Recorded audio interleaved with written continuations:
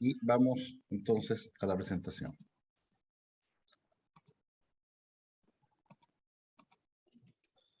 Bien.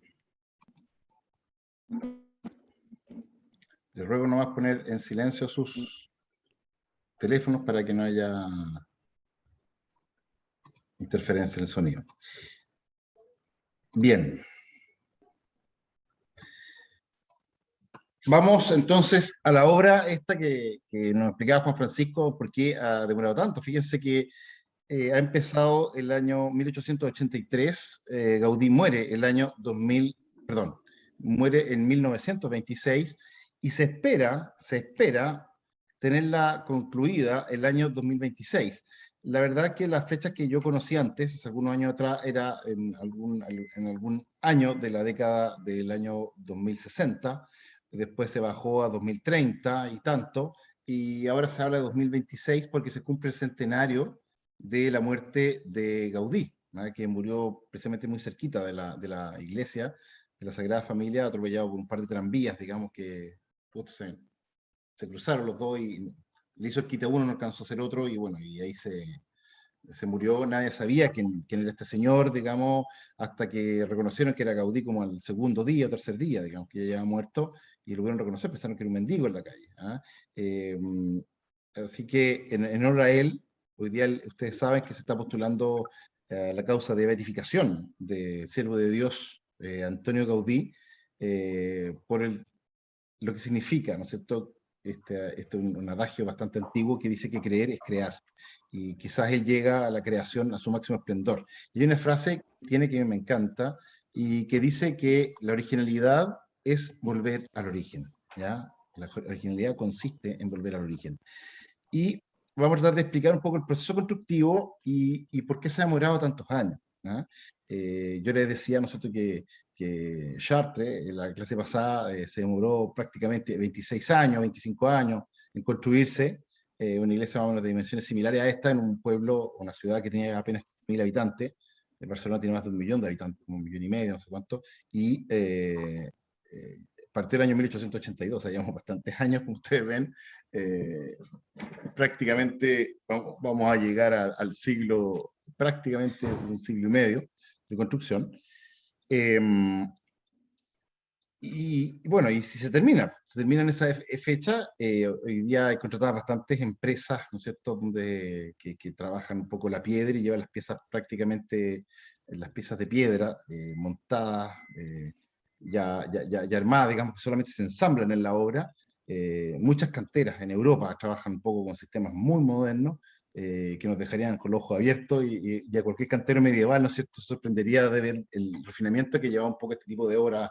Y es la única manera para tratar de lograr el año 2026, ¿no es cierto?, este tema. Así que bueno, vamos, sin más preámbulo, a comenzar un poco esta obra. Esto, primero que nada, es un templo expiatorio que se construye, no es una catedral.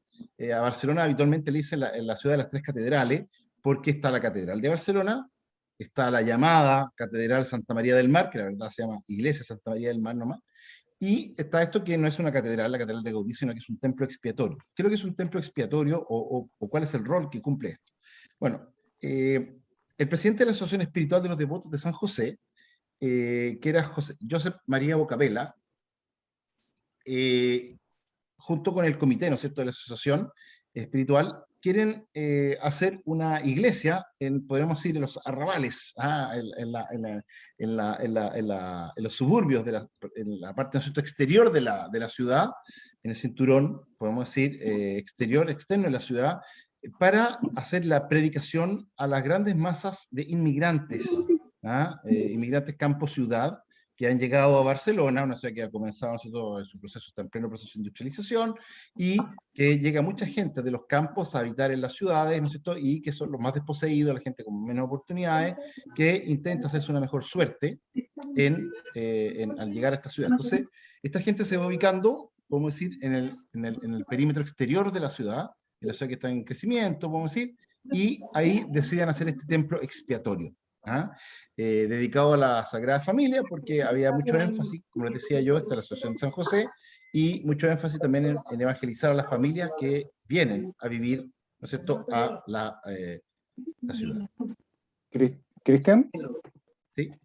disculpa que te interrumpa, que nuevamente vamos a recordar a nuestros asistentes que puedan, por favor, apagar sus micrófonos, ya que se escucha el sonido de ambiente, entonces ahí para tener mayor atención, ¿verdad?, en nuestra exposición. Muchas gracias por este minuto. Perfecto. Bien.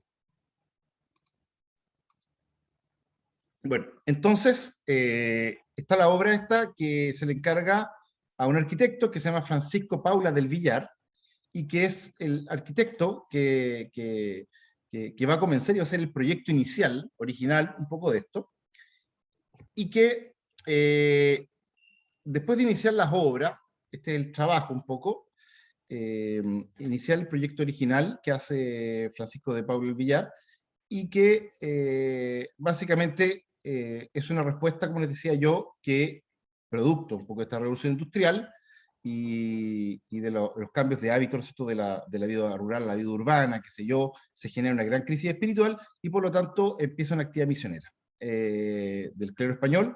Por lo tanto, quieren recuperar un poco la pérdida de la fe de muchos, ¿no es cierto?, ciudadanos que en este proceso de industrialización han dejado de creer, ¿no? Por lo tanto, dentro de esto está básicamente la idea de construir un templo expiatorio que se dedique al apostolado, ¿no es cierto?, entre las familias rurales que se asientan un poco en los perímetros, ¿no?, en esta especie de periferia, ¿no es cierto?, que ahoga la ciudad, este underground, ¿no es cierto?, que se ubica en torno a la periferia de la ciudad, las periferias existenciales, como dice nuestro Papa Francisco, y básicamente debería ser un templo que fuera sufragado por los fieles. Ellos tenían más o menos como con unos 500.000 de afiliados, ¿ah? Entonces, con la plata que dan esta gente, y esta debería ser levantado, dice, la expresión de la fe de un pueblo, ¿no? Debería levantarse con ese dinero. Nunca tuvo que conseguir auspicios con empresas, industrias y cosas así, sino que tenía que ser levantado por la fe del pueblo. Y esa era un poco, ahí está la ceremonia de la primera piedra que se coloca en ese lugar, en el año 1882, y este es el proyecto de Francisco de Paula, y que es un templo que es neogótico, ¿ah? Es decir, tiene elementos neorrománicos, ¿no es cierto?, y algunos elementos góticos. Es como muchas veces pasa como una especie de, de arquitectura de sincretismo o esto de arquitectura ecléctica que se pone muy de moda, ¿no es cierto?, en el siglo XIX por, ¿no es cierto?, esta recuperación que hay por los estilos medievales, para que también uno decía, bueno, si yo copio un estilo medieval, también voy a trasladar un poco la espiritualidad con esa copia, ¿ah? Como que el espíritu viaja con la copia, pensaba. ¿Ah? Y por eso también en Santiago de Chile también se llenó de templos, ¿ah? Impresionante, ustedes por ejemplo no se sabían, pero hasta entre 1541, cuando llega Pedro Valdivia, hasta el año 1850, había en Santiago de Chile 23 templos, ¿ya?, católicos.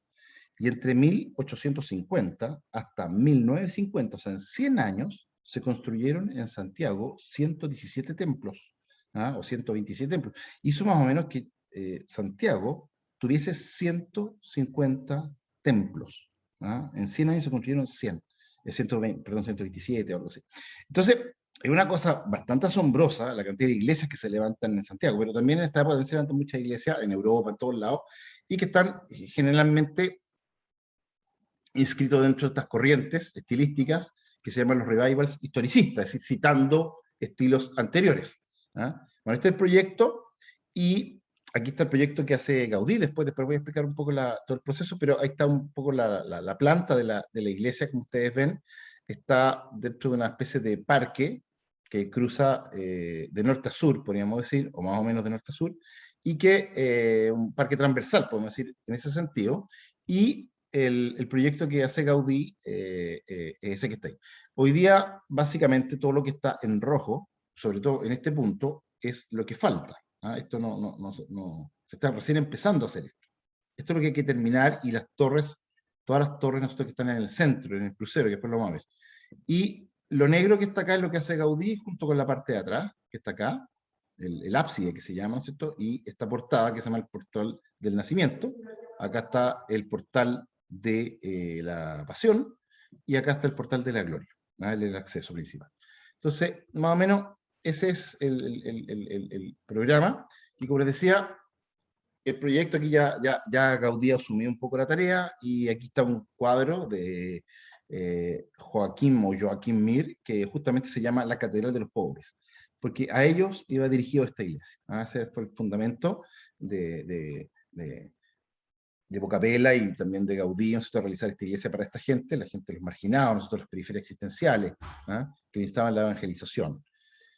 Y este es el proyecto que Gaudí y diseña. No existe una lámina que haya hecho Gaudí, esto es un fotomontaje que se hizo más o menos actual, pero este es el proyecto que sueña Gaudí, y que estamos tratando de terminar, tratando de que ojalá llegue al 2026 y se pueda consagrar. Ya, la iglesia está consagrada en todo caso cuando fue el Papa Benedicto XVI, creo que en 2000, no sé, 2012 o 2008 por ahí, pero no está terminada. Entonces esperemos que verla acabada para el centenario de la muerte de Gaudí.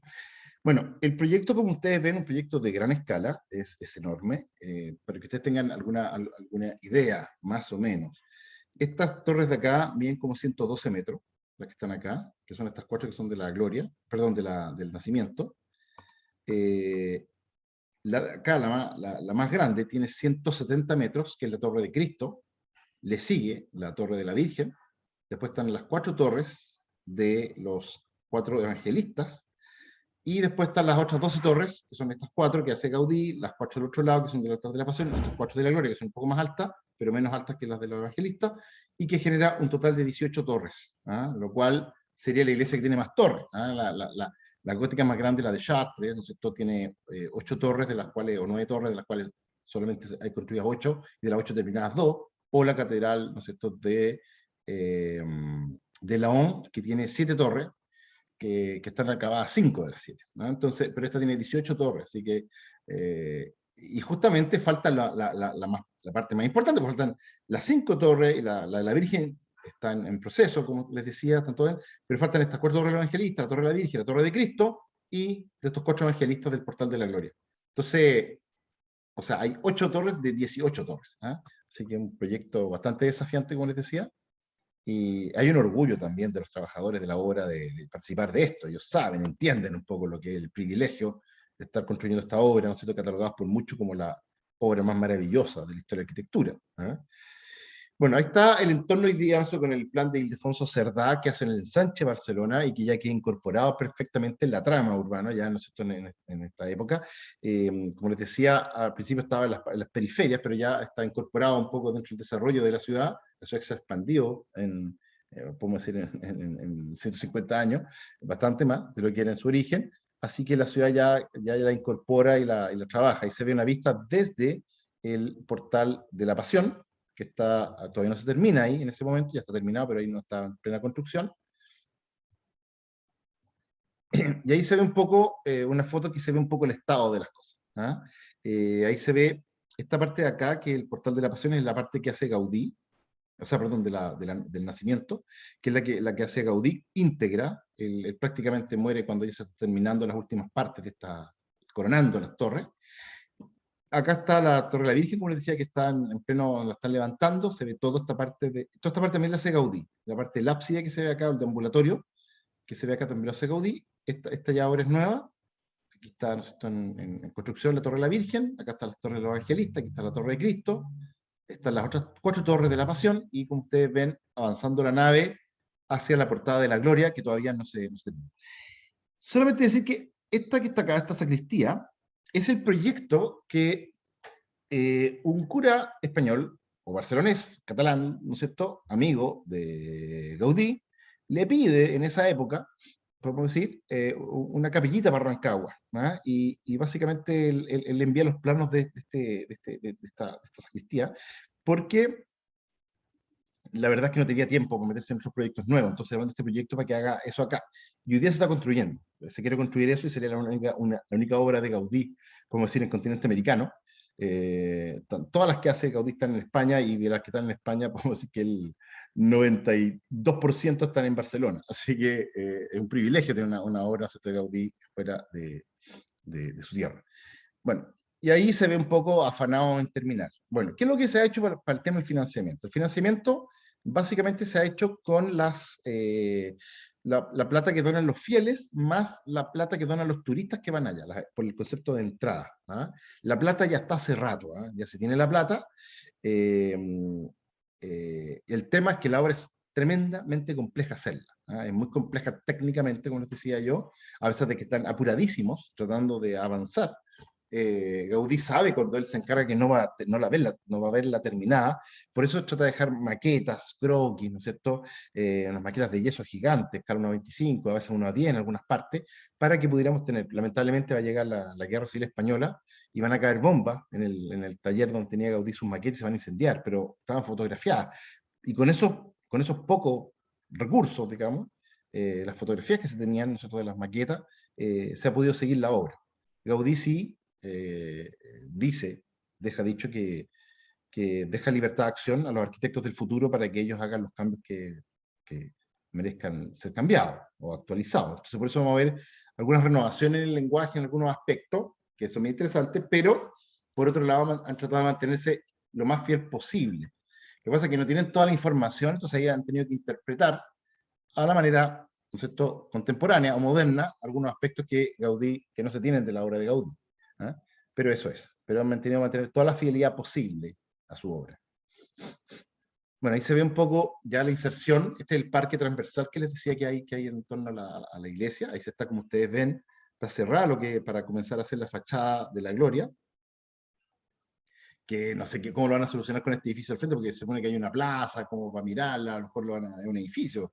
Demolerlo igual le va a ser tremendo, además que demolerlo puede implicar afectar la estructura del edificio, entonces de la Sagrada Familia, así que no sé qué van a hacer con eso, pero ahí se ve más o menos toda la incorporación ya en pleno de la iglesia de la Sagrada Familia en la ciudad.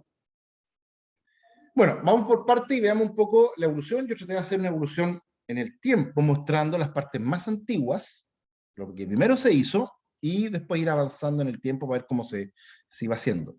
En general, esta es una iglesia que tiene, podríamos decir, tres estilos, la conjunción de tres estilos. Primero está el estilo historicista o neogótico que hace Francisco de Paula del Villar, que él trabaja en la obra hasta el año 1882-1883. Ya ahí abandona un poco la obra y asume Gaudí, que es un arquitecto muy joven, que primero, claro, está con todo el proyecto un poco de seguir el espíritu original del trabajo, y hasta que él va agarrando confianza y empieza a hacer lo que él cree que hay que hacer, digamos. ¿Ah?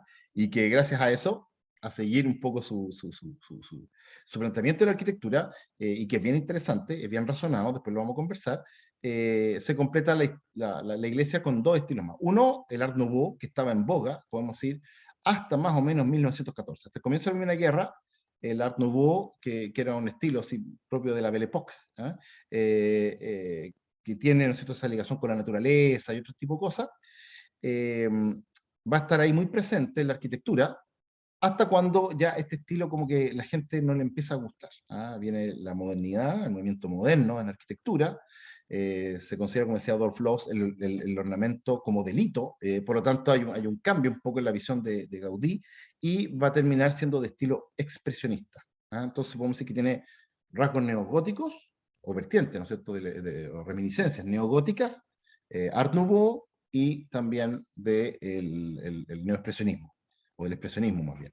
¿Ya? Esas son un poco las características que tiene la iglesia. Esto lo que estamos viendo aquí es el proyecto hecho por Francisco de Paula, que es la cripta de la iglesia y que está en estilo neogótico. Como ustedes ven, se alcanzan a ver las nervaduras, los arcos de medio punto, que se llevan en el espacio, y esto pasaba como una iglesia bella en estilo neogótico, y listo, digamos. Aquí se ve un poco la parte, podemos decir que hasta este punto, la iglesia, la cripta, está en estilo neogótico, como ustedes ven, de muy bella factura, pero allá arriba se alcanza a ver ya la obra de Gaudí. Se fijan que el balconeo desde la nave lateral, que se balconea sobre la cripta, y se alcanza a ver ya en profundidad un poco los cambios estilísticos. Pero esta es la parte neogótica que Gaudí va a recibir y terminar un poco en ese estilo. Ahí se ve un poco el ábside con las capillas, con los altares, los cuales está consagrado. Principalmente, ¿no es cierto?, aparece la capilla de San José, la Inmaculada Concepción, el Sagrado Corazón, que son algunas principales de los ábsides que tiene, ¿no es cierto?, la cripta, que es, voy a bajar, que se ve ahí, ¿no es cierto?, en las capillas radiales, que son, como ustedes ven, prácticamente unas 10 capillas radiales, un poco más quizás, que se alcanzan a ver ahí, ¿ya? Así que ese es más o menos el proyecto. Aquí se ve el deambulatorio de la cripta también, o sea, el recorrido perimetral que da vuelta por la iglesia, todo en factura neogótica, de muy buena calidad, como ustedes ven. Ahí se ve una vista, ¿no es cierto?, hacia el altar de la capilla.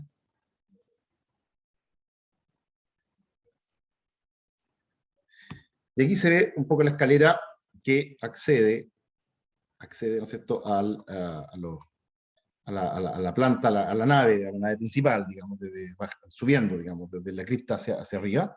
Y esta escalera ya es de Gaudí, y de poquito va a empezar a ver cómo él va cambiando un poco la arquitectura que va apareciendo acá, ¿ya? Bueno, para que vean ustedes más o menos, el 2010 el templo estaba así, ¿ya? O sea, básicamente Gaudí había entregado esta parte de acá atrás, que es el ábside, con las torres de acá, y todo el resto se avanzó, o sea, todo lo que era esta parte se avanzó en la década de los 50, los 80, se avanzó en esto, y se cree que las obras, más o menos, hoy día fíjense, finalizar ahora el 2021, no está así, obviamente, no está así, pero todavía tenemos esperanza, quizá, no sé si la pandemia retrasó mucho la obra, pero habría que ver si logran terminarla, pero si no, esperemos que en algún año del 2030, de la década del 2030, esté listo. Aquí vemos más o menos una vista de cómo debiese ser esta iglesia, una reconstrucción, un 3D ahí, un render, que permite ver un poco la fachada de la gloria, ¿ah? Que quiere remitir un poco esta idea de los coros celestiales, de los ángeles, están estas cosas que tienen sonido, que van moviéndose con el viento y van sonando. Entonces va tratando de recrear, ¿no es cierto?, el ingreso a la Jerusalén celeste, porque es la portada de la gloria, ¿no es cierto?, el triunfo de Cristo, que entra al cielo y abre las puertas para todos los muertos, ¿no es cierto?, que la iglesia sufriente pasa a ser la iglesia triunfante y toda esta cosa. ¿Ah? Y la torre de Cristo, como se ve ahí, que la dimensión de la torre de Cristo, la más alta, de 170 metros. 170 metros la convertiría en la iglesia más alta, la torre más alta de alguna iglesia, porque la que ostenta ese título hoy día es la Catedral de Ulm, que tiene 167 metros de alto. Le sigue Colonia con 157, San Pedro 139, para que ustedes más o menos tengan. Esta tendría 170 metros esta cruz, ¿no es cierto?, la cruz de Cristo, la Torre Blanca que se ve al centro. Bueno, ahí está más o menos el proyecto, como les decía yo, para que ustedes puedan ver un poco el proyecto. Dice, el fin de las obras está calculado hacia el año 2025. Tiene 2,5 millones de visitantes al año. La superficie del templo son 4.500 metros. Y el arquitecto actual es Jordi Bonet, que está a cargo un poco de las obras. Y como decía, las torres más pequeñas tienen 112 metros. Después, los 135 metros, ¿no es cierto?, que alcanzan un poco, van a alcanzar las torres de los evangelistas. 140 metros, que va a alcanzar la Torre de la Virgen, y 172,5 metros la Torre de Cristo. Eso es más o menos para que ustedes puedan ver un poco. Entonces lo azul sería lo que falte, más toda esta parte de acá. Toda la fachada de la gloria acá también falta. Entonces falta bastante, como ustedes ven. Estamos viendo la imagen desde el portal de la Pasión. Bueno, como ustedes saben, Gaudí pensaba como estructura que él cree que está haciendo podríamos decir, una corrección, una actualización o una perfección del estilo gótico. De hecho, se lo dice así a uno de sus ayudantes en una exposición que hay en París, no sé si en torno a la de 1925, ¿no es cierto?, artes decorativas en París o antes. Él manda a uno de sus ayudantes y que lleva unos planos y una maqueta, ¿no es cierto?, de la Sagrada Familia y las presenta en París. Entonces, le dice, cuando te pregunten qué es esto, tú di, esto es un perfeccionamiento del estilo gótico. Ellos te van a decir, pero ¿cómo es un perfeccionamiento? ¿Qué te has imaginado? ¿Por qué? ¿Por qué dices eso? ¿Cómo? ¿Por qué? En qué sentido? Bla, bla, bla. Y van a empezar a discutir entre ellos esto, y cuando se queden todos en silencio, tú vuelves a decirlo. Bueno, como les dije, esto es un perfeccionamiento del estilo gótico. ¿Ya? ¿Por qué? Porque él soluciona con este sistema que se llama las catenarias, es decir, son cadenas, ¿no es cierto?, puestas al revés, porque por la fuerza de la gravedad toman la forma correcta de cómo debían ser, ¿no es cierto?, las fuerzas que transmite una cadena. Por lo tanto, si uno tomara esto y lo diera vuelta, podría construir, ¿no es cierto?, la iglesia perfecta sin la ayuda de los famosos arbotantes que tienen las iglesias góticas, que nosotros vimos en la clase pasada, porque para Gaudí, las arbotantes para él eran como muletas. ¿Bien? Entonces quería sacarle estas muletas, porque sacar estos apoyos exteriores, pero para eso hay que construir, ¿no es cierto?, no los pilares así, derechos, sino que había que inclinarlos así. Nosotros, o cosa que se cerrara la bóveda, cerrara una especie así. ¿Ya? Y eso lo ve un producto a partir de observar estas catenarias y la transmisión de fuerza.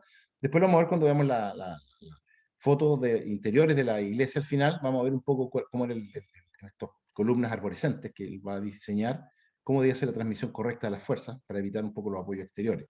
Aquí tenemos un croquis que había diseñado Gaudí, ¿no es cierto?, para la Sagrada Familia. Son muy poquito lo que queda, de hecho, de mano de Gaudí sobre su proyecto. Además que era tan complejo el proyecto que dibujarlo no servía prácticamente nada. Había que hacer maquetas, ¿no es cierto?, de sectores a distintas escalas para poder entender un poco este proyecto. ¿Ya? Entonces, como les decía, ahí está, el año 1883, Gaudí toma la dirección de las obras y va a trabajar toda su vida hasta 1926. Podemos decir que hasta después de 1914, más o menos, después de 1914 en adelante, él se va a concentrar únicamente en la Sagrada Familia. Así que ustedes van a ver que todas las obras previas de Gaudí, de su periodo de madurez, podemos decir, son hasta el año 1914, el año que comienza la guerra, y después ya se va a concentrar simplemente en esta. De hecho, se va a ir a vivir a la iglesia en determinado momento, va a vivir en las obras de la Sagrada Familia, para poder tratar de avanzar lo más posible. Él sabe que el tiempo le juega en contra, que no va a terminar, pero tiene que dejar lo máximo posible definido, porque era una iglesia muy compleja, como les decía. ¿Ah?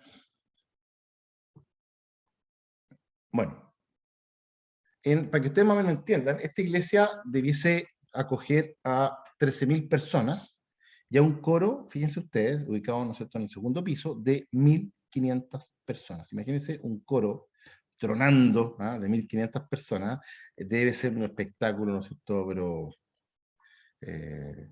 insustituible en nosotros. Entonces, como dice ahí, el conjunto del edificio finalmente se transforma en una alegoría única de la fe cristiana. Así que en ese sentido, como les decía, Gaudí tenía que dejar definido lo máximo posible. Ahí se ve la cripta, como les decía, que había construido Francisco de Paula, y después ya se ven las obras de Gaudí, qué sé yo. Después vamos a ir avanzando un poco qué es lo que hace Gaudí, como un recorrido fotográfico desde los comienzos, para poder, más o menos, entender un poco esto. Ahí se ve un croquis también que hace del diseño de la fachada de la Pasión, que hace Gaudí, que la verdad que yo pensé que esa parte no lo iban a hacer, esa parte, este coronamiento arriba, que son como unos huesos, como ustedes ven, yo pensé que no lo iban a hacer cuando visité la iglesia en algún minuto, ¿no es cierto?, en el año 2005, 2006, pensé que no lo iban a hacer, pero lo hicieron. Entonces, en ese sentido, como que me trajo alegría el saber que han tratado de ser lo más fiel posible con la obra de Gaudí, y solamente hay, podemos decir, intervención novedosa en los elementos que no se tenían de Gaudí. Bueno, ahí está, como les decía, el proyecto más o menos hacia el año 1980, algo así, o un poco más, y esto espera estar así. O sea, como ustedes ven en esta imagen, se alcanza a ver que falta bastante. ¿Ya? Bueno, este es un dibujo de Juan Rubió, que es de 1906, que muestra un poco también el proyecto. Así que con todas estas imágenes se ha podido reconstruir de alguna manera lo que era. Bueno, pero lo más importante son estos, que es el taller que tenía Gaudí en Barcelona, justamente, pero que el proyecto está bastante definido, como ustedes ven, maqueta a distintas escalas, ¿no es cierto?, con los distintos portales, con correcciones después de los portales, secciones de la nave, secciones de las ventanas a mayor escala, o sea, en muchas escalas diferentes para ver el tipo de detalle, maquetas muchas veces que están, ¿no es cierto?, recubiertas en yeso o hechas en yeso, para poder ir dándoles, moldeándolas, darles formas precisas, qué sé yo, ¿ah? Y básicamente podemos decir que el proyecto en general no cambia desde el año 1917, donde se hacen ya las modificaciones, como decía, más de tipo expresionista, y después él trabaja un poco todo en esto. Ahí dice que la maqueta de la cubierta de la nave principal fue la maqueta enviada a París en 1910. En 1910 plantea esto, no en 1925 como pensaba yo, 1910, y bueno, ahí están los tres portales que se ven. El que hace Gaudí es el amarillo, entre los años 80 a los 2000, al 2010 más o menos se hace el morado, y después se avanzará ahora, podemos decir la década del 20, 2020 ya en el naranjo, que es el portal de la gloria. Ahí están un poco las etapas, como ustedes ven. Básicamente se detiene la obra solamente durante la guerra civil, entre el año 36 y el año 39, después ya se continúa, como ustedes ven, el proyecto, pero ahí se ve. Entonces, lo que hace Gaudí, básicamente hasta que él muere, entre 1882 y 1926, entre Francesco de Paula, del Villar, y Antonio Gaudí, básicamente trabajan la zona que es el ábside, la cripta y la portada voy a ponerle el puntero láser mejor, la fachada, ¿no es cierto?, del nacimiento. Después se trabaja entre el año 1927 y 1982, se trabaja principalmente en la fachada de la Pasión, que se ve acá, el transepto, y ahora se avanza, como ustedes ven, ya en terminar y techar, sobre todo la nave central, y avanzar ahí, y ahora en la actualidad tratar de resolver un poco la fachada de la Portada de la Gloria. El orden de construcción es idéntico al que se hacía en la época medieval. Es decir, se partía construyendo desde el ábside, la cabecera donde está el presbiterio, porque si uno tenía el presbiterio ya podía consagrar la iglesia y celebrar misa. Y después se avanzaba con la nave. ¿Se fijan? La iglesia no estaba consagrada, no se celebraba misa hasta básicamente cuando fue el Papa Benedicto XVI. Y ahí ya se hizo como el trabajo de consagrarla. Bueno, pero la iglesia comenzó del ábside y se comenzó a avanzar hacia adelante. Por eso no nos extrañe que la fachada de la gloria va a ser la última en quedar concluida. Perdonen que vengo saliendo de un resfrío, estoy medio convaleciente todavía. Bueno, este es más o menos el trabajo que comienza en el año 1882, el 19 de marzo, y que va a trabajar hasta finales de 1883, Francesco de Paula, y deja, como ustedes ven, todo el muro perimetral de la cripta, con las capillas radiales o los absidiolos que están ahí. Ese es el estado que entrega Francesco de Paula, o Francesc de Paula, y después ya Gaudí comienza a levantar los muros perimetrales del ábside, como ustedes ven. Y aquí está la cripta, ya en el año 1887. Como ustedes ven, sigue el estilo de Francesco de Paula. Gaudí sigue con ese estilo, no hace innovaciones, lo cual también es una especie de rendir un homenaje también al arquitecto que estaba previamente. Pero después tuve desaveniencia con el grupo, ¿no es cierto?, de Bocabella, y por eso salió de la obra y entró Gaudí. Y aquí fíjense que se ve bastante el avance porque está todo el ábside ya levantado con las ventanas todavía en estilo gótico, que es interesante. O sea, ya el año 1893, podríamos decir esto, parte del año 1890 y el año 1893 sigue en estilo neogótico. Y como ustedes ven, se alcanza a ver un poco la escala, ¿no es cierto? Ahí está un carro con un caballo abajo y arriba se ve una persona. Más o menos pueden ver el estado del avance de la obra. Bueno, ahí están los andamios que se utilizaron para construir los contrafuertes, los pináculos, ¿no es cierto?, de la zona del ábside, que está ahí. Todo esto, como les decía, a comienzos del año 1893, que sería esta parte de ahí, ¿no es cierto?, de la obra. Ahí también, 1893, un poco ya se está comenzando la fachada del nacimiento. Aquí ya se ve bastante el año 1897, cuando están algunos tramos del claustro ya terminados, y se ve ya la fachada que está bastante avanzada. Si ustedes se fijan, ya los elementos aquí, por ejemplo, en estas archivoltas que se llaman, ¿cierto? Que son los motivos vegetales, que van llenando la obra, son muy comunes, porque acuérdense que el Art Nouveau tenía mucho esa ligación con el tema vegetal y toda esa cosa. Entonces, ahí aparece ya en el año, en febrero, ¿no es cierto? Básicamente cómo ya se ha alcanzado, las torres alcanzan ya a transformarse de planta cuadrada, pasan a planta circular. Aquí ya hay un cambio estilístico, ¿no es cierto? Gaudí ya empieza, aquí se ve todavía la torre cuadrada, ¿se fijan? Y aquí ya pasa a tener la forma circular, está cambiando más o menos a partir de los 26 metros de alto. 1898, está en yeso, ¿no es cierto? El modelo de la archivolta, ahí.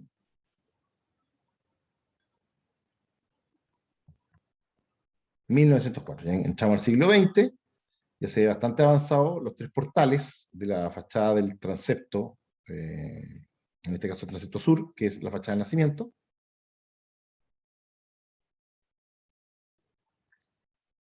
Y ahí se ve, como podríamos decir, por dentro, para que vean ustedes un poco la gente con sus cabras paseando, los pastores, y se ve el ábside, la zona del ábside, y aquí se ve la fachada del nacimiento, pero por dentro.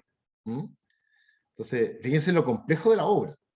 Así que una obra, por eso uno dice, ¿por qué se muere tanto? Bueno, por favor, ven la complejidad que tiene esta obra para alcanzar ya los 50 metros de alto en este minuto. Sobre todo los contrafuertes, esos elementos que se ven, ya tienen 50 metros de alto.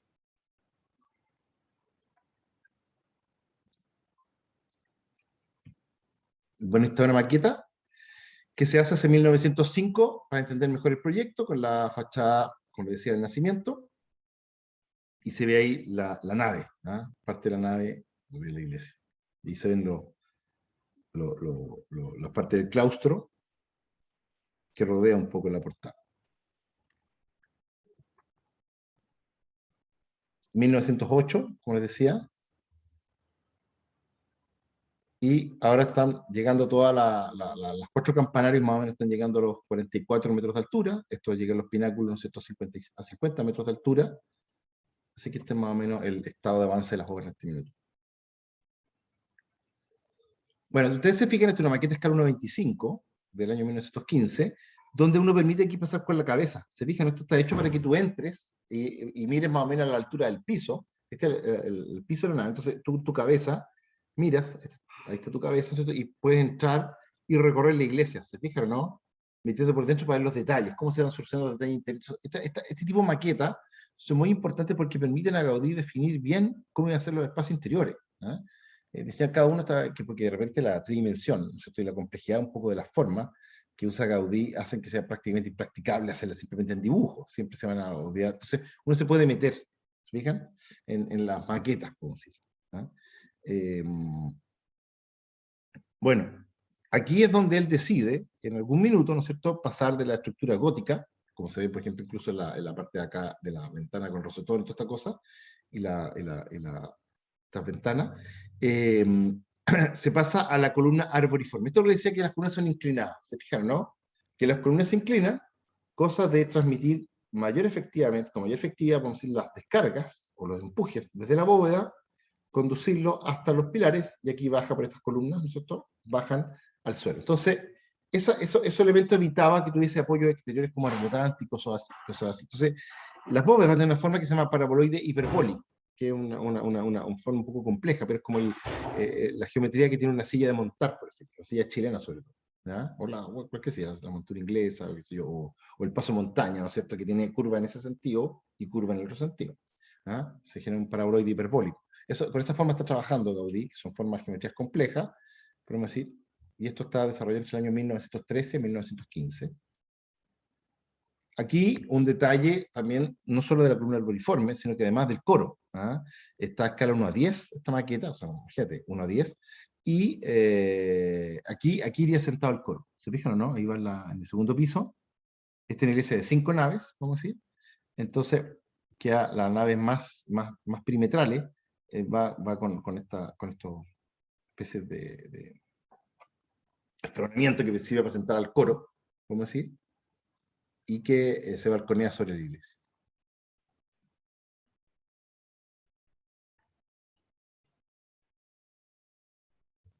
Bueno, ahí se ven un poco todas las maquetas que hace Gaudí, estas cosas. Bien. Otro detalle también de las columnas arboriformes, que se ven ahí. Y acá ya, foto, aquí estamos en el año 1920, como ustedes ven.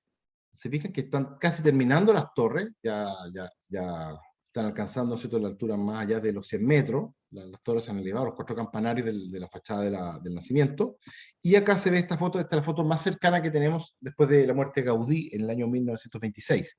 Esta foto, ¿no es cierto?, del año 1926 o 1927, y que se ve ya que la torre de San Bernabé, que está acá, y la torre de Matías está muy avanzada, los apóstoles, ¿no es cierto?, que están acá, y que van a ser finalizadas básicamente en 1927. O sea, esto es lo que entrega Gaudí. Como ustedes ven, es el ábside de atrás, la cripta que está abajo, el ábside, y la fachada del nacimiento. Eso es lo que entrega Gaudí a su muerte. ¿Bien? Bueno, este es el dibujo también de Luis Bonet Garí.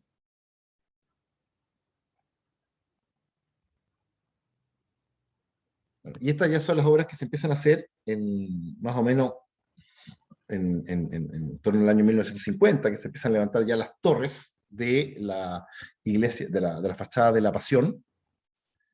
Ahí se ve bastante avanzado, ¿no es cierto? La Pasión. Y ahí se ve un poco ya terminando las torres de la Pasión, ¿no es cierto?, y confrontadas con las torres de Gaudí, todas a 112 metros de altura. O sea, se hizo el ábside y el transepto.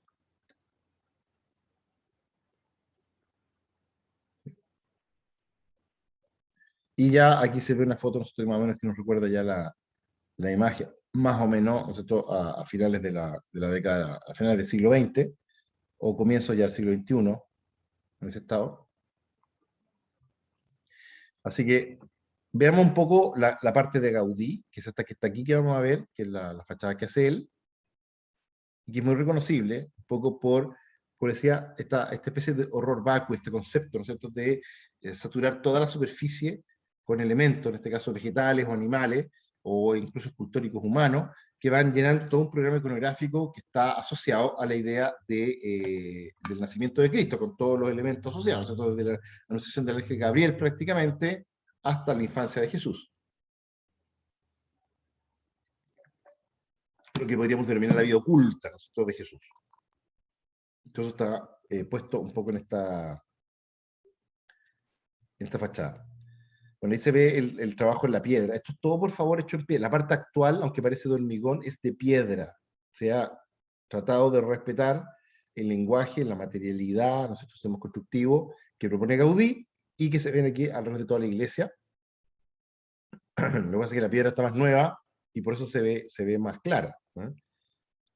Pero ahí se ven todos los elementos, como decía, que parecen como una especie de caverna, ¿ah? Esta idea, ¿no es cierto?, o de un bosque con elementos vegetales, ¿ah? Se integra los elementos de naturaleza, participan, incluso palmeras, como ustedes ven ahí, en toda la iglesia. Entonces, sobre todo en la parte que hace Gaudí, en esta fachada del lado sur, se va mostrando un poco todo esto.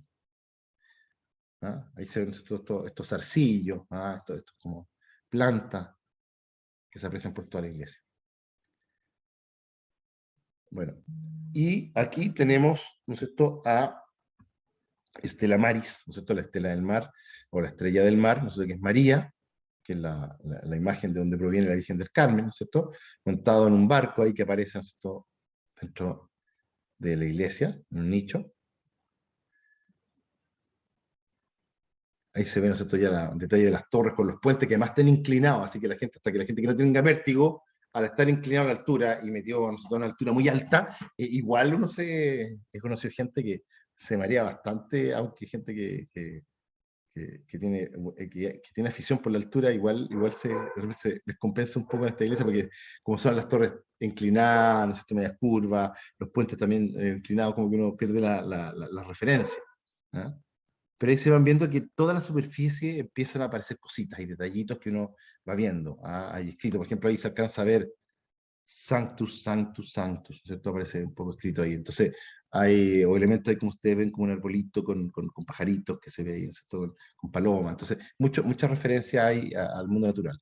Pero también a pasajes, como les decía yo, del portal de nacimiento. Aquí se ven los tres reyes magos, que no son las tres razas como habitualmente se interpretan, sino que son las tres edades del hombre. Está el hombre joven, el hombre adulto y el hombre anciano, ¿ah? Que van a entregarle los tesoros, ¿no es cierto?, los regalos a Cristo, ¿no es cierto?, en la Epifanía. Fiesta que se celebra el 6 de enero. Acá está también esta imagen, como ustedes ven, la escultura es de tipo realista, podríamos decir más o menos realista, donde se ve la coronación de María como reina y madre de la creación, ¿no es cierto?, título dado por Cristo, como reina y madre. Entonces, interesante esa coronación. Ahí se ven los ángeles que tocan sus instrumentos, que nos recuerda de alguna manera, ¿no es cierto?, esta estética así como de estas formas un poco medias derretidas, ¿ah?, que nos recuerda, por ejemplo, a Rodin o a escultores de ese tipo, ¿ah?, que puede haber alguna referencia. Acá está, se representa también aquí otro momento, que es la presentación de Jesús en el templo. Está José y María abajo, y arriba está Simeón, ¿no es cierto?, y la profetizana, ¿ah? ¿Se acuerdan de la profecía, ¿no es cierto? Tu hijo será signo de contradicción, le dice a María, y una espada atravesará tu corazón, anunciándole un poco la muerte como anticipación de Cristo. Y la profetizana que entiende que la profecía de que vendría el Mesías, ¿ah?, el Hijo de Dios, entre los judíos, se ha cumplido. Ahí ella puede morir en paz. Aquí se ve, ¿no es cierto?, una obra de lo que se llama la Sagrada Familia. Se ve a José María y a Cristo joven, ¿no es cierto?, ahí trabajando en las labores de carpintería. Entonces, todo un premio iconográfico que va mostrando un poco la... Y también, como hacía la cita un poco del mundo medieval, aparecen todos estos animales, ¿no es cierto?, lagartos, caracoles, digamos, y otros insectos o animales, que aparecen, ¿no es cierto?, que, claro, quizás sea como la función apotropaica de exorcizar el mal, pero también sería esta especie de lenguaje de la naturaleza. Acuérdense que en el mundo medieval, la tradición decía que Dios había dejado su impronta, ¿no es cierto?, repartida en todas sus criaturas. O sea, cada criatura representaba un aspecto divino que uno debía, si es que observaba con atención los animales, ¿cierto?, podía elucubrar, ¿no? Por ejemplo, uno podría ver, por decirte, la paciencia del caracol, ¿no?, que ahí está horas de horas para moverse, qué sé yo, 50 centímetros, puede estar todo el día moviéndose en ese aspecto, ¿no es cierto? Y, o podría haber, a lo mejor, ¿no es cierto?, la fidelidad en los perros, ¿no?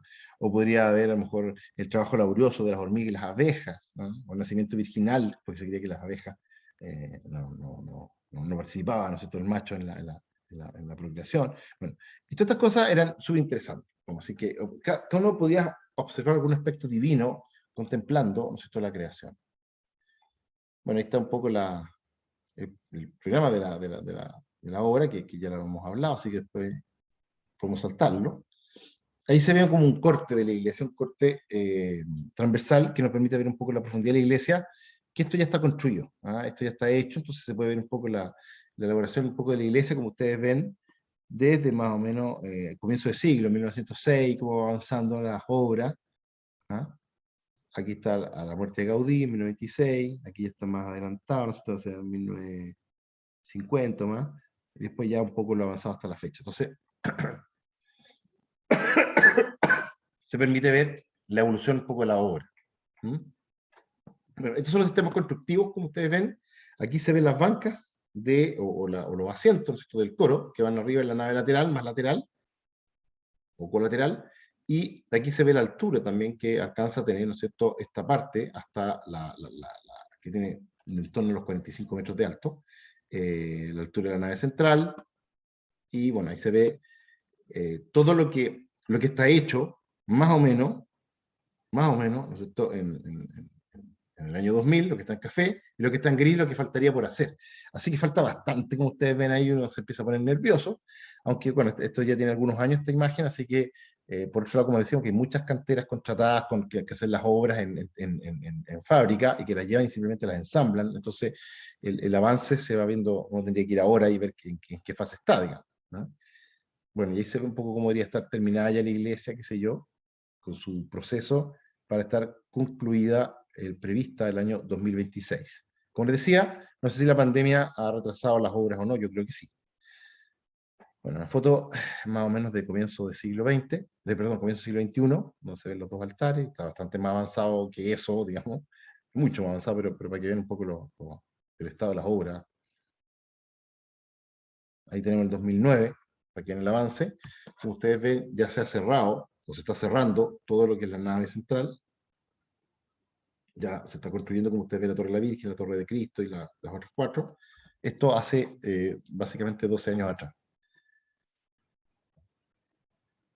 Bueno, entonces ahí está el contraste para que ustedes vean entre el portal del Nacimiento, hecho por Gaudí, y el portal hecho después, nosotros por Bonet Correa, como decían, desde 1950 en adelante, del portal de la Pasión.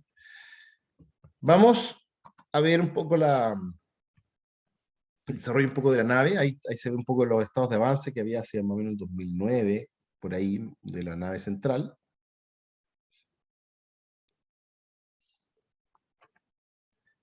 Entonces, fijan que todo, las columnas inclinadas y cómo van repartiendo los pesos, las cargas y todo, va construyéndose el espacio. De esta manera, al poner las columnas inclinadas, que evita los apoyos exteriores. Entonces, en ese sentido, es una perfección, vamos a decir, del estilo gótico lo que hace Gaudí. O sea, él se inscribe dentro de la tradición constructiva de la época medieval. Ahí se las 8 torres por lo menos de los 8 apóstoles, 8 de los 12.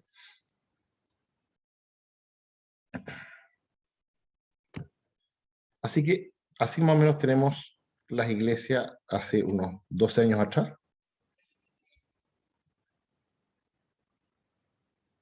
O más, estas fotos son del 2006.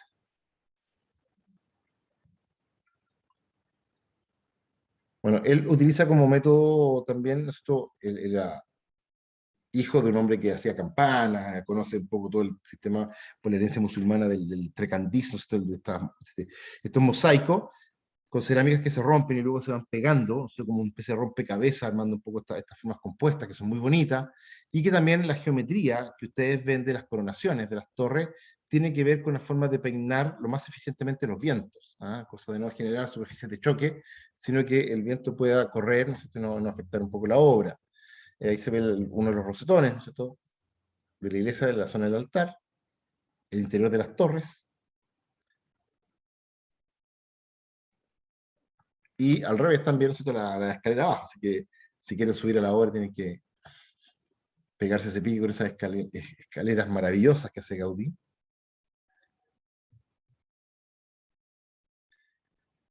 Y ahí se ve la nave avanzando con algún programa escultórico. Si ustedes se fijan, la piedra recién montada es más blanca. Entonces aquí se ven los tres colores. La época de Gaudí, después esta época, nosotros hecha no sé, a finales del siglo XX, los años 90, después esto otro ya puesto en el 2000, o sea, la piedra va tomando su color con el tiempo, así que va quedándose. Y ahí están algunas esculturas, reconocemos algunos santos ahí, no sé, como San Francisco o Santa Clara, que se reconocen ahí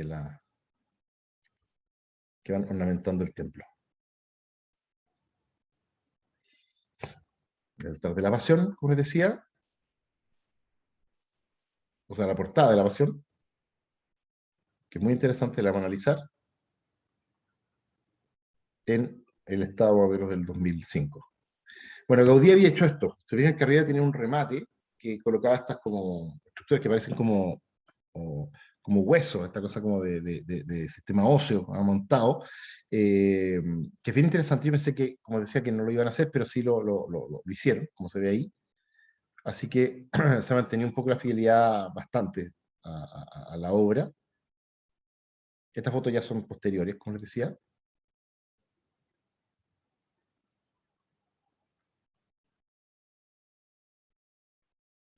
Bueno, se alcanza a ver ahí, ¿no es cierto?, en la Jesus Nazarenus Rex Judeorum, ¿cierto? El famoso INRI.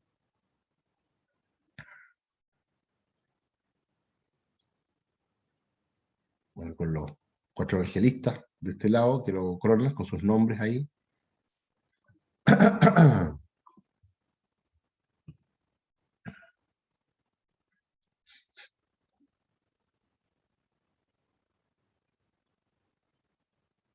Bueno, aquí está un momento, ¿no es cierto?, narrado muchas veces en la iconografía, ya lo hemos analizado, ¿no?, cuando vimos a Da Vinci o analizamos el mundo medieval, es el momento de la traición. Cuando Cristo dice, está de espalda, y curiosamente dice, uno de ustedes me va a traicionar, o me va a entregar. Y los apóstoles están muy cabizbajos, ¿no es cierto?, no lo pueden creer esto, muy triste,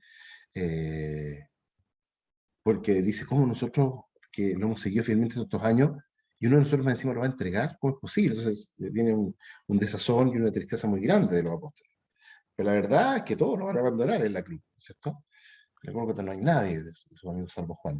Y ahí están las caras. Entonces, este lenguaje, si ustedes se fijan, un lenguaje ya hecho con la estética de los años 50, con brutalismo, ya hace una abstracción, un esquematismo un poco de la figura, y nos muestra ya los gestos, ¿se fijan o no? Es como muy expresionista. Entonces, bien interesante porque hacer un lenguaje sintético, pero también exagerado, permite concentrarse en los aspectos fundamentales sin detenerse en otros aspectos que son accidentales. Entonces, tiene ese interés. A mí, yo personalmente creo que es un acierto haberlo hecho, este programa, porque no existía el programa original de Gaudí.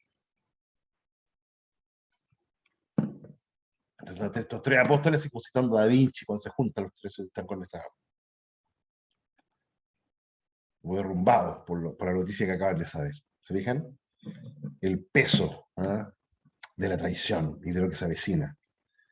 Como que captan los apóstoles lo que viene, en este momento de la pasión. Las texturas son muy interesantes, los cortes también angulosos, le da mucha fuerza a los rostros. Bueno, y aquí, este episodio lo conoce usted, pues el beso de Judas. Jesús muy parado, ¿no es cierto? Lo mira mientras Judas le da un beso y le dice, con un beso entregas al Hijo del Hombre. Y fíjense que se ve la serpiente, o sea, la maldad o el diablo entró en Judas y lo entrega. Y ahí tenemos un acróstico, un anagrama, ¿no es cierto?, bien entretenido, que está ahí atrás, que lo van a analizar. Ahí está el beso de Judas. Y también está ahí otra escena que está abajo, que es el momento cuando lo llevan, ¿no es cierto?, a la fortaleza Antonia, al pretorio, y lo azotan, atado a la columna, en la entrada de la pasión. Entonces también es muy, muy significativo eso. Bueno, ¿qué significa eso? Bueno, básicamente esto era ya un juego que se hacía muchas veces en la época medieval, pero acá lo que se hace, justo me pilló la hora que se me acabó el efecto del remedio, y así estoy. Bueno, pero lo interesante es que acá estamos esto, si ustedes se fijan, si ustedes, por ejemplo, suman esta línea, y después suman esta línea, y después esta, y después esta, en todo cada uno le da 33. Si lo suman hacia abajo, 33. Si lo suman en diagonal, 33. Si lo suman, por ejemplo, tomando los 4 centrales, les da 33. Si toman las 4 esquinas, les da 33. Siempre les da el momento, a la edad a la que Cristo murió, 33. Entonces es bien interesante ese elemento. Bueno, aquí se ve el momento en que la tradición de Pedro, cuando las mujeres lo reconocen, dice, tú también estabas con el maestro o con Jesús, te vimos con él, y ella dice, no, no hay que ver, ¿qué tienes conmigo, mujer? Yo no he visto nada, no tengo nada que ver con esto. Y el gallo canta, y Pedro se da cuenta que también lo ha traicionado, como Jesús le había dicho. Como Pedro nunca ha dicho, yo nunca te voy a traicionar, bueno, aquí se ve el momento en que el gallo canta y Pedro se da cuenta de lo que ha hecho, que también ha negado a su Señor. Acá está el momento de Ecce Homo, ¿no es cierto? Cuando Pilato se ve complicado, compungido, porque la gente lo pide a Cristo, crucifícalo, crucifícalo, él lo quiere soltar, pero no lo dejan. Y finalmente pasa con muchas personas, se vende al rating, se vende al people meter, ¿cierto? Finalmente la mayoría lo convence y bueno, como dice la verdad estaría en función de la cantidad, ¿no? Cosa que es una aberración. Y Pilato lo entrega a la muchedumbre. ¿No? En la columna, ahí, se alcanza a leer, ¿no es cierto?, la palabra Tiberius, ¿no? Es decir, en tiempos de Tiberio pasó esto, ¿no? Acuérdense que después del 14 gobierna Tiberio, así le toca ser el emperador en la época de la muerte de Cristo.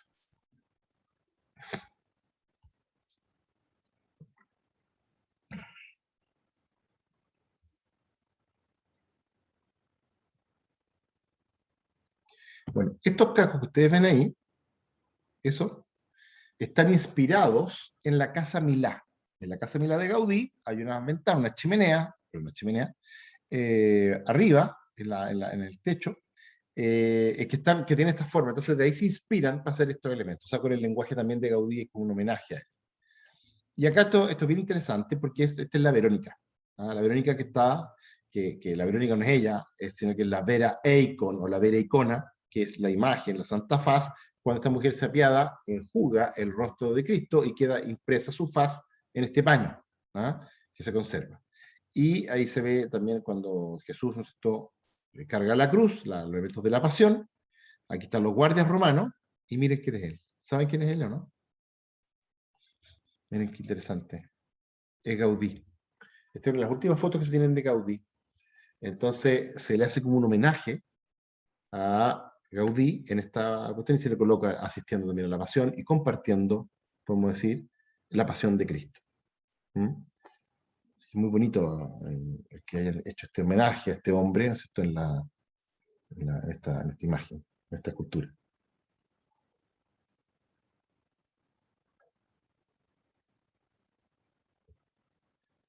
Los soldados romanos, ahí se ve el conjunto con la crucifixión arriba, la calavera de Adán, como decía, ahí Cristo que está en, el, en, el, en la columna, y arriba dice el alfa y el omega.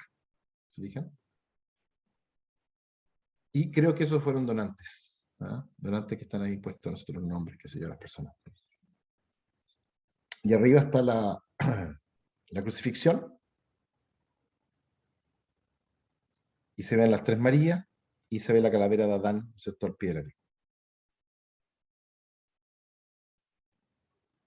La repartición de las vestiduras por los soldados romanos. La deposición en el sepulcro, o el descendimiento, perdón.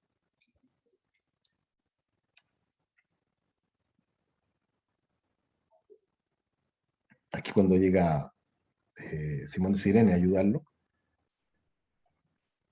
Tres María. Y ahí, más o menos lo que está, se ven las tres naves, se ve en primer término arriba la nave central, después la primera nave lateral, y después ya la segunda nave lateral más baja que coge el coro, como les decía yo, de la iglesia. Esto antes de colocar a las vidrieras, estamos en estado de avance, nos estoy viendo cómo está ya el interior, ya se está trabajando en la nave, se ha cerrado, estaba lleno de obras, todavía esto no estaba limpio, entonces era todo un tema, sacar imágenes con andamiajes, con piedras abajo, con todas las cosas, pero ya va cobrando forma, la forma del ábside.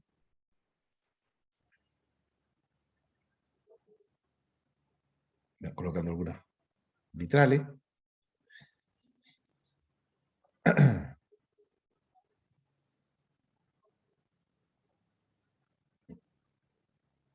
Y ya cada vez más cerca de transformarse esto en una realidad. ¿Ah? Vamos acercándonos un poco a la obra del estado definitivo, pero ya nos parece nosotros de otro mundo un poco la arquitectura interior. ¿Ah? Cuando vemos estamos en la bóveda central, la nave central, con estas bóvedas que alcanzan casi los 50 metros de altura, ¿no es cierto? Es maravilloso. ¿Ah?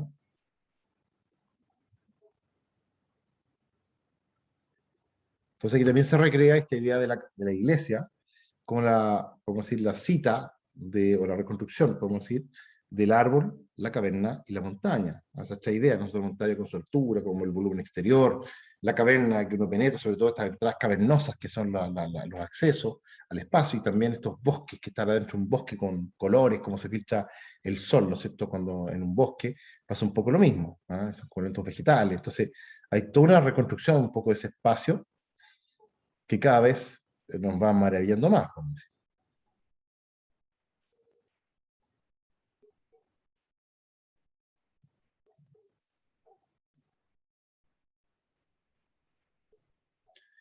Bueno, como les decía, este es el proyecto definitivo como debiese quedar, es también podemos decir, una imagen en 3D, o un render, otro, ¿se fijan? De cómo debería estar.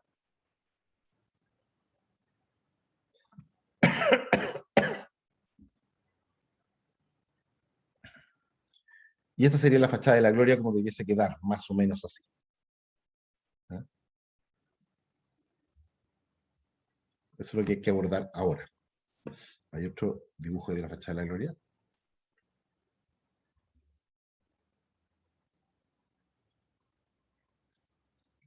Entonces, cuando uno entra a la iglesia, la idea es que, como según un poco hacían los medievales, que la experiencia que tú tuvieses al entrar a una iglesia fuese completamente diferente a la experiencia del mundo profano. O sea, la experiencia que tú tenías de la vida cotidiana. Esto fuera totalmente diferente. Uno entrara y se diera cuenta que estaba ante la magnificencia de lo sagrado.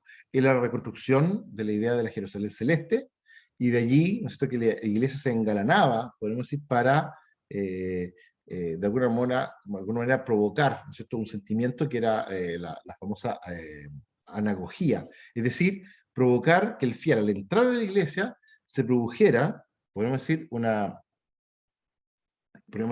especie de conmoción del espíritu que permitiese elevar el alma del fiel que entraba a esta iglesia desde lo sensible y hacerlo transitar o conducirlo hacia lo inteligible, es decir, hacia la verdad suprahumana, ¿ah? La verdad divina, ¿ah? Poder conducirlo de esa manera, ¿ah? Provocar un arrobamiento del alma, ¿ah? Que es una experiencia mística, ¿ah? Que es lo que pasará. ¿Ah? Ahí está un poco la fachada de la gloria, como serían las partes que lo van a configurar, ¿ya? Pero, como dice, es tremendamente compleja, muestra una simbología bien compleja, vamos a decir, sobre el misterio cristiano, ¿no?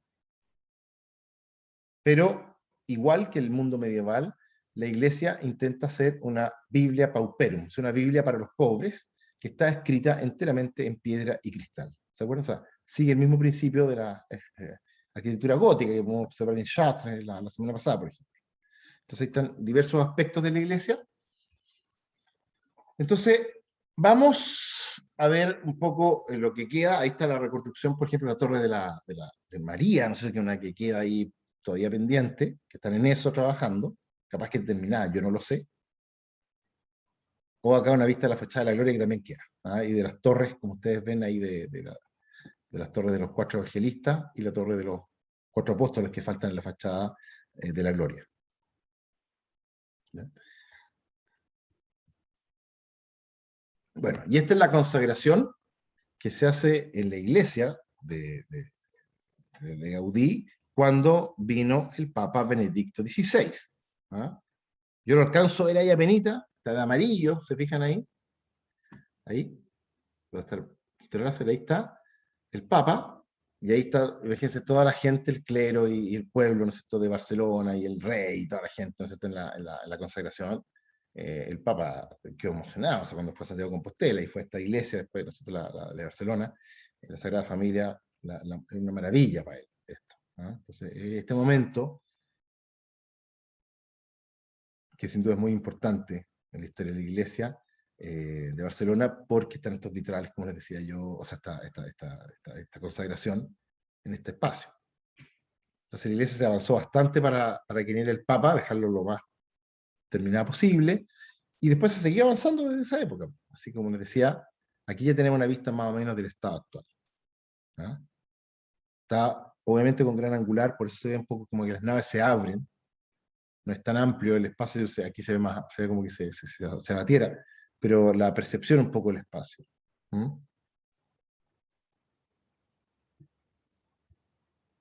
Miren por favor la maravilla. La escala. La recreación de este bosque. Esta idea, ¿no es cierto?, del horror vacui, el horror al vacío, ¿ah? Que aparece.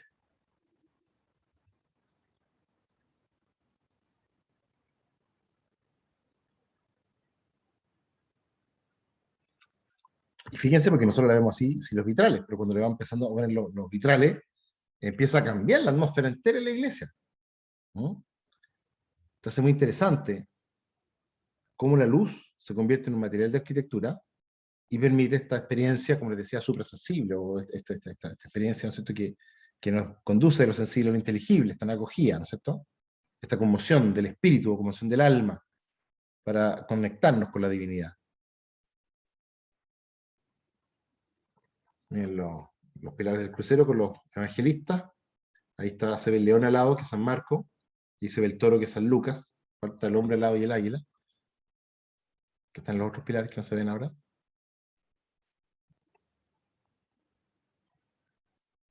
Pero el espacio empieza a ser un espacio transfigurado. ¿Se fijan? O sea, que la persona que entra realmente piensa que está en otro mundo, en otra realidad, en otro plano. ¿Mm? Y es como la desmaterialización de la materia, o la espiritualización de esta. Y te va elevando, ¿se fijan? Para contemplar el misterio.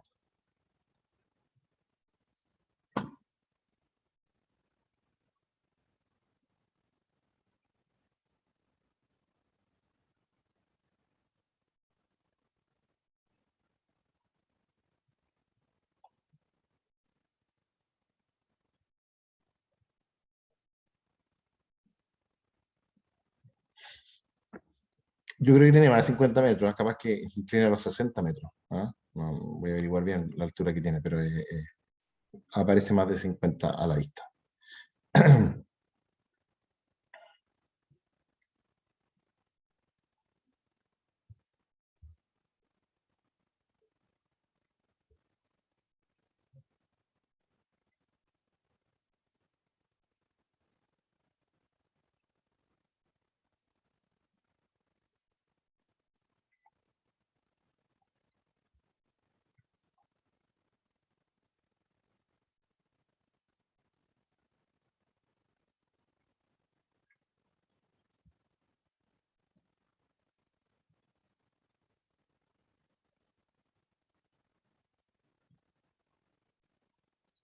Esta imagen también nos recuerda cómo era el antiguo espacio medieval, porque era sin banca, entonces era un espacio así como fluido que uno entraba y básicamente estaba de pie o de rodillas, dependiendo del momento de la liturgia en que eso estuviera, y era así. Entonces uno entraba al espacio y era muy bonito, todo espacio limpio.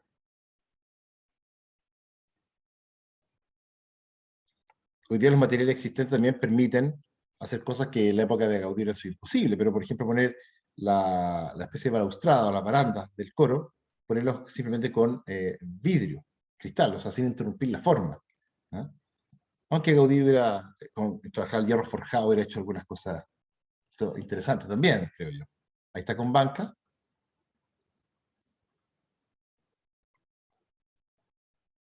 Y ahí se esta maravilla, ¿no es cierto?, del crucero, la iglesia ahí.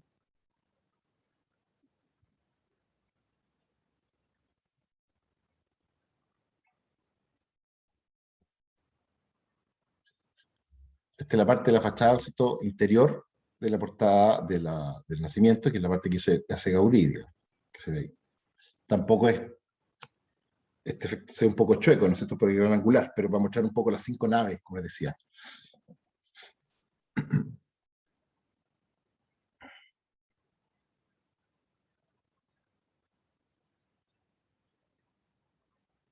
Ahí se ve el coro para 1500 personas que está arriba.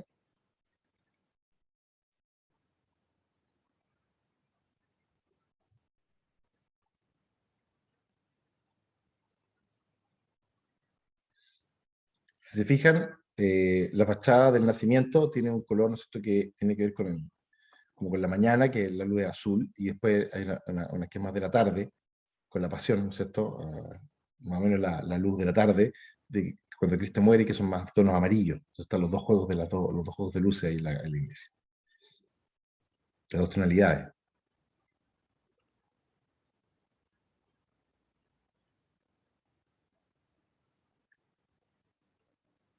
La vista desde el coro.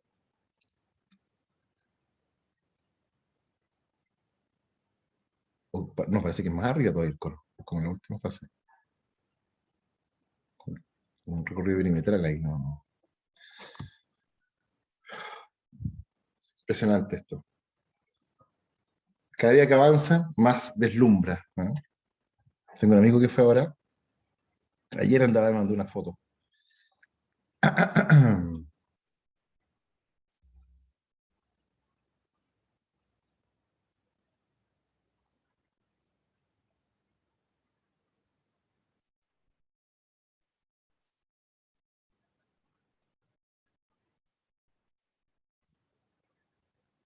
También tiene mucha apertura arriba, ¿cierto? En la bóveda, porque tiene luz cenital, que baja desde lo más alto, entonces se ven como si fuera, como si estuviera en un bosque realmente, con esas filtraciones que quedan de pasos de cielo que se ven arriba, entonces va recreando un poco eso. Esta idea como de mucho follaje, o estas ramas, estas columnas arboriformes, como les decía, que recrean un poco esta idea de los bosques. Es muy interesante.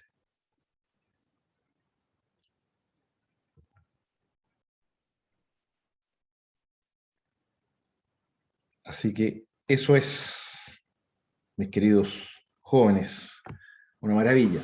Los invito a la próxima semana a ver entonces otra obra, está solamente por los valientes, el Reichstag de Berlín y el Zeppelinfeld de Nuremberg. La estética nazi, un arte para la eternidad, puesta en escena de la masa y poder del totalitarismo nazi. Un tema interesante y intimidante también, pero fascinante. Así que los invito a esa clase la próxima semana y damos paso, no sé si tienen comentarios o preguntas que quieran hacer. Ya, voy a dejar de compartir. Así Pueden es, abrir los Cristian. micrófonos Bueno, si quieren. sí, muchas gracias por tu exposición, Cristian. Y bueno, de hecho aquí hay un par de preguntas, una que está formulada en el chat y otra que me hacen llegar también por el interno. De hecho, Ivonne Agüero hace la siguiente pregunta. No sé si está Ivonne presente. Ahí si gusta ella puede formular la pregunta y si no yo la puedo hacer a nombre de ella. Parece que por ahí está Sí, Ivonne. Adelante, Ivonne. sí. Hola, Hola. buenas. Preguntarle al profesor, primero, gracias por la excelente charla.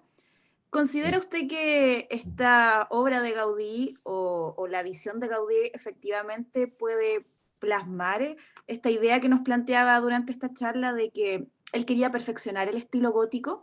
¿O usted considera que lo que hizo, proyectó en esta obra, en proceso por supuesto, es otra cosa? No sé si podría hablar un poquito al respecto, profesor. Ya, buena Gracias. pregunta. Muchas gracias, Ivonne. Mira, yo creo, y lo voy a insertar en un contexto un poco más amplio. En general, el arte sacro es distinto al arte religioso. ¿Ya? El arte sacro es una tradición de una iglesia, podemos decir, viva e ininterrumpida, pero que lamentablemente con la llegada de la modernidad y esto a partir del Renacimiento se fue perdiendo hasta desaparecer en algún minuto. ¿Ya? En gran parte, ¿no es cierto?, de la cristiandad occidental, sobre todo, podemos decir que la iglesia ortodoxa se ha mantenido bastante fiel a esto, pero la iglesia occidental, podemos decir, católica apostólica romana, cayó un poco primero en el antropocentrismo que impuso, ¿no es cierto?, mirar el mundo centrado en el hombre y no en Dios, ¿no es cierto?, al abandonar la perspectiva teocéntrica de la Edad Media, y cayó un poco frente a los impulsos, podríamos decir, centrífugos, disolvente, toda nuestra cultura que busca permanentemente el cambio, que no se queda nunca quieta, que tiene aversión un poco a lo permanente y busca siempre renovar, pero de repente como que no tiene, porque al buscar la adaptación, muchas veces, que por eso es la razón de la innovación, por la adaptación, finalmente se pierde la orientación. Y eso es lo que pasó, creo yo, ¿no es cierto?, en Occidente. Y la tradición de una arquitectura sagrada que tiene leyes de orientación, ¿no es cierto?, de programas iconográficos, del sentido de la liturgia, del arte al servicio de la liturgia y en otras cosas, son elementos que se fueron perdiendo, ¿ya? fueron perdiendo. Entonces, ¿qué es lo que pasó? Que en un momento en que la cristiandad se desorientó y el arte que tenía que ser, en el arte sacro, nosotros que tiene que ser una visión desde un punto de vista, podemos decir, ontológico y cosmológico, se derivó, podemos decir, a un arte que buscó más bien el moralismo, el sentimentalismo, el psicologismo, de alguna manera, y dejó atrás un poco todas estas grandes perspectivas, estas grandes visiones que tenía, que lo unificaba con las tradiciones religiosas del mundo. Dicho esto, creo que Gaudí, y en ese sentido, es el último gran exponente de la tradición del arte sacro, independiente que puede haber reinterpretaciones de arte sacro con más o menos fortuna. Por ejemplo, un caso muy afortunado en Chile es, por ejemplo, la abadía de los benedictinos de Las Condes, ¿ah? Que siendo arquitectura moderna, del movimiento moderno, para mí cumple con las reglas del arte sacro. Pero, en general, podemos decir que es un arte que se fue perdiendo, desapareciendo. Podemos decir que Gaudí, en ese sentido, se inscribe dentro de la tradición más clásica de la arquitectura sacra, con sus programas iconográficos, con el sentido pedagógico y anagógico, ¿no es cierto?, con esta idea, ¿no es cierto?, de la arquitectura que recupera un poco el árbol, la caverna y la montaña. ¿Ah? Acuérdate que esto tiene un simbolismo, porque la caverna es el lugar el primer lugar que el hombre convierte en santuario en el mundo, ¿no es cierto? Son las cavernas donde pinta el arte paleolítico, ¿se acuerda? Pero en la caverna, Jesús nace en una caverna y lo entierran también, ¿no es cierto?, una caverna de José de Arimatea. La caverna tiene que lugar convertida como es el útero de la tierra, finalmente. El árbol, por otro lado, remite a la idea, ¿no es cierto?, del árbol que es el árbol de la prueba. Así como fue el árbol de la prueba, la ciencia del bien y el mal, el árbol de la cruz, el lignum vitae, ¿no? Esto fue donde Cristo fue crucificado, también representa un poco esa idea de la prueba, donde Adán pierde, Cristo vence, y por eso Cristo está enterrado, o sea, está crucificado donde está enterrado, según la tradición, Adán, y por eso se dibuja esa calavera que es de Adán, y por eso el monte Calvario significa de la calavera del cuerpo de Adán, no está en el Gólgota, en arameo. Entonces, la montaña es el lugar de la prueba, ¿no es cierto? Así como Moisés recibe la prueba, esto ya lo dije ya en la clase pasada, pero donde la prueba, o sea, las tablas de la ley, perdón, recibe la ley, ¿no es cierto?, en el monte Sinaí. Jesús también da la nueva ley en el Sermón de la Montaña. Entonces, esta idea de que la iglesia replicaba un poco esos elementos era bien interesante. Gaudí todo eso lo cumple perfecto. Entonces, en ese sentido, la respuesta es sí. Es un continuador de la más noble tradición, ¿no es cierto?, de los maestros medievales, en la tradición de una arquitectura sacra, ¿ah? Y probablemente es el último estertor, el canto de cisne de esta tradición. Y por eso creo que también es muy valioso. Eso igual. Muchas gracias, Cristian, por la respuesta. Y un par de comentarios que también nos hacen llegar por interno es, claro, finalmente llama mucho la atención que Gaudí, él sabía que efectivamente jamás iba a ver su obra finalizada, entonces también subyace un sentido de trascendencia respecto de lo que es su obra, indistintamente que él no iba a estar presente, finalmente nunca iba a ver su obra finalizada. Entonces eso también nos hace, ¿verdad?, una invitación para finalmente también uno tener una visión de trascendencia respecto de las cosas que nosotros hacemos en lo laboral y en la vida en general, ¿verdad? Es muy bonito esta idea, es también como trabajar los carteles medievales. O sea, sabían que su obra no iba a ser terminada probablemente. En cada catedral participan 3 o 4 arquitectos, o 4 generaciones distintas, digamos, que van continuando la obra de su maestro, y Gaudí no escapa un poco a eso, y él sabe eso. ¿Ah? Pero también, como te decía, este creer es crear, la construcción se transforma en una plegaria también a Dios. ¿Ah? Y eso es muy bonito también en esa tradición constructiva que hace Gaudí, por eso se inserta perfectamente en esa tradición. ¿Ah? Y eso es lo que me gusta, Miguel. Perfecto. Oye, Cristian, cuéntanos una cosa, ¿y hay algún lugar, claramente quizás guardando las proporciones, acabas de nombrar un lugar acá en Santiago que está enmarcado, ¿verdad?, dentro de este arte sacro, pero algún lugar que guarde algún tipo de reminiscencia respecto a lo que es este arte o de la arquitectura gótica o neogótica? Tal vez podría ser eventualmente qué sé yo, la Basílica de Nuestra Señora del Perpetuo Socorro, ¿verdad? Algo que se encuentra aquí en nuestra capital, ahí en Blanco Encalada, ¿verdad? En el centro de Santiago, o quizás se asemeja tal vez un poco más a lo que vimos durante la exposición de la charla pasada, pero tal vez nosotros igual en ese sentido, como tú bien señalaste, nosotros igual tenemos bastante patrimonio, ¿eh?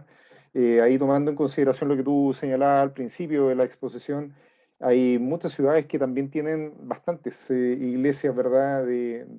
Construidas desde la colonia en adelante, sin más lejos. Por ejemplo, La Serena, el centro de La Serena tiene muchísimas iglesias que también fueron construidas en un periodo determinado y que vale la pena, ¿verdad? Generar esa visita, conocerla y nutrirnos también ahí en primera persona respecto de lo que tú también nos has compartido durante estas sesiones.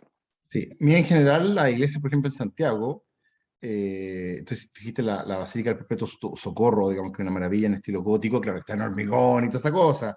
También tenemos la iglesia, por ejemplo, que es una maravilla, la iglesia de los Sacramentinos, ¿no es cierto? Ahí en Prat con San Diego, menos con Santa Isabel, está la iglesia de los Sacramentinos, que es una maravilla. ¿Ah? Ahí pueden buscar, hice un video de esa iglesia, si quieren lo buscan, y hay iglesias, no sé, maravillosa, por ejemplo, Santa Filomena en el barrio de Bellavista.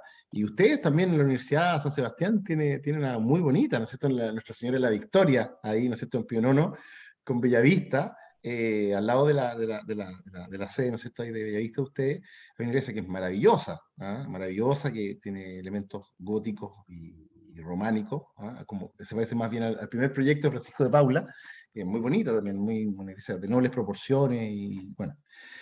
Entonces, yo creo que sí, tiene claro, que no son las iglesias del siglo XII, XIII, XIV, XV, que son de la época medieval típica, porque son iglesias, son revivals, o sea, son como que reviven un arte que había desaparecido, que lo ponen en boga nuevamente, pero quizás dentro de esa categoría, yo creo que la más noble y bella que podemos encontrar en nuestra ciudad es la Basílica del Salvador, ¿ah? Que está en el centro.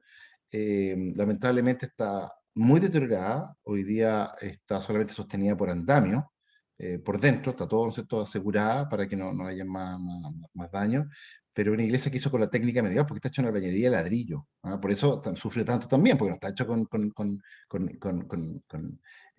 hormigón, ¿ah?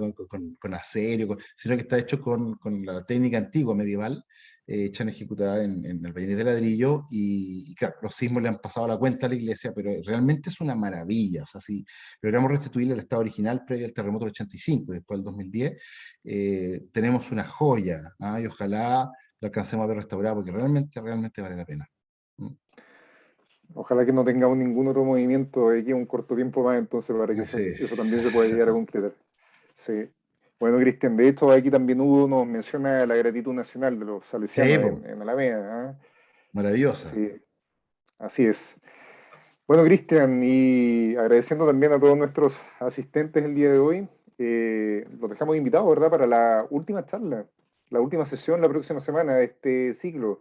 Ahí ojalá que también ahí podamos invitar a todos nuestros amigos, familiares, colegas para que sean también parte de esta última sesión, pero ahí obviamente también les vamos a tener una sorpresa porque esto no finaliza, después vamos a seguir con otro ciclo que también va a ser muy interesante, pero ahí también les vamos a estar comentando para que también se inscriban de manera inmediata. Así es que le agradecemos a todos nuestros asistentes, a Ivonne, Victoria, a Gabriela, que también ahí se encuentra presente, a Beatriz, en fin, a todos. Y les deseamos sin duda alguna un muy buen resto de semana. Y muchas gracias por la asistencia, que estén muy bien. Muchas gracias a ustedes, que estén muy bien, cuídense mucho, ¿no?